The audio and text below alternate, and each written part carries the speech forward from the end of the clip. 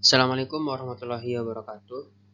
Perkenalkan, nama saya Ferdi Gunawan, NIM 2109103022227. Kali ini saya akan mendeskripsikan atau menjelaskan, memaparkan materi kuliah yakni rekayasa sosial.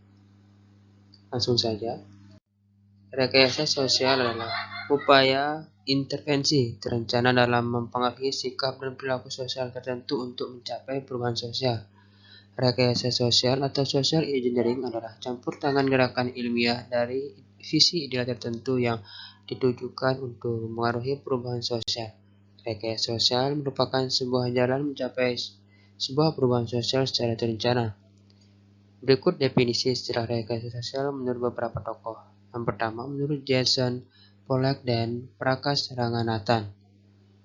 Dalam Alimah halaman 65, bahwa rekayasa sosial dikatakan suatu teknik memperoleh atau informasi rahasia dengan mengeksploitasi kelemahan manusia dan memanfaatkan kenaifan kebanyakan orang. Rekayasa sosial adalah suatu upaya merekayasa suatu objek sosial dengan segala perancangan yang matang untuk mewujudkan informasi sosial sesuai dengan target rekayasa atau engineering. Selanjutnya, rekayasa sosial dibagi menjadi 3 bagian. Yang pertama, sebagai alat kontrol sosial.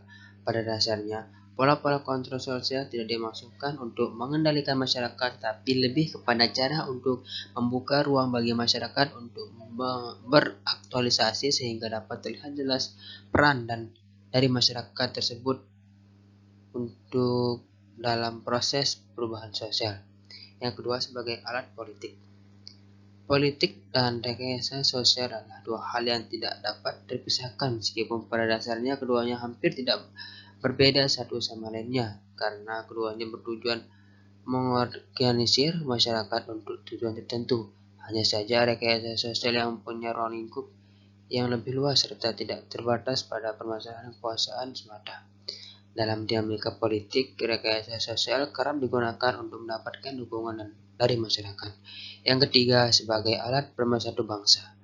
Rekayasa sosial merupakan alat yang mampu mengintegrasikan masyarakat.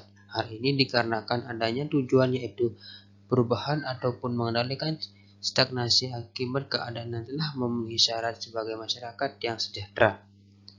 Baik, selanjutnya, jenis-jenis rekayasa sosial. Yang pertama, rekayasa sosial berbasis manusia.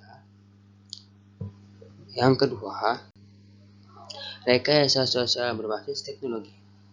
Rekayasa sosial berbasis manusia membutuhkan interaksi antar orang ke orang dalam rangka mencapai suatu tujuan. Dalam jenis ini membutuhkan proses peniruan, otoritas pihak ketiga, dan selancar bahu. Sedangkan rekayasa sosial berbasis teknologi membutuhkan elektronik online untuk mencapai tujuan yang diinginkan. Baik, selanjutnya inilah contoh dari rekayasa sosial, yakni transmigrasi. Transmigrasi adalah perpindahan penduduk dari suatu daerah yang padat penduduknya yang ditetapkan dalam wilayah Republik Indonesia guna kepentingan negara dan alasan yang dipandang perlu oleh pemerintah. Baik, ini cuplikan video kehidupan di daerah transmigrasi. Mari kita tonton. Waktu masuk ke sini belum ada tanda-tanda kehidupan saya. Apa namanya, hutan sekarang gitu ya.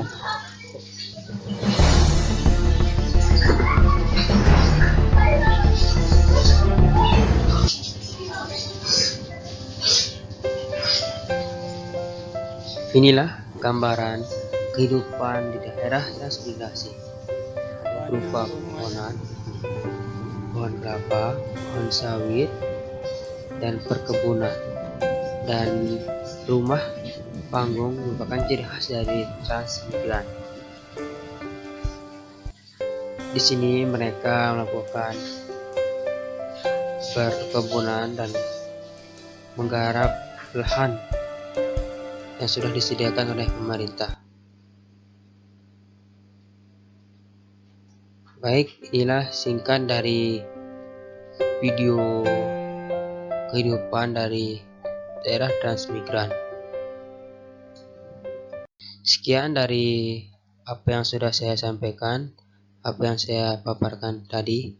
Sekiranya mohon maaf. Terima kasih. Assalamualaikum warahmatullahi wabarakatuh.